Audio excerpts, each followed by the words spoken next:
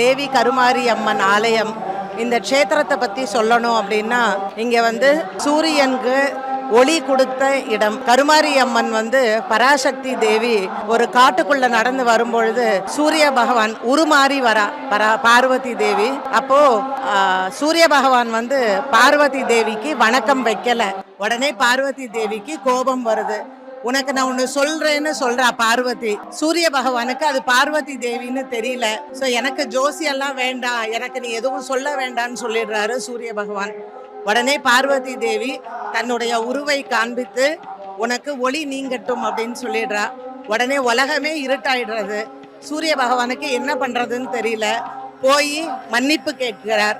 இந்த வேப்பிலை அடர்ந்த காட்டில் இங்க நீ என்ன தபஸ் பண்ணு அப்படின்னு சொல்றா பார்வதி தேவி. இந்த கருமாரி அம்மன் ஆலயத்தில் இந்த இடத்துல தான் சூரிய பகவானுக்கு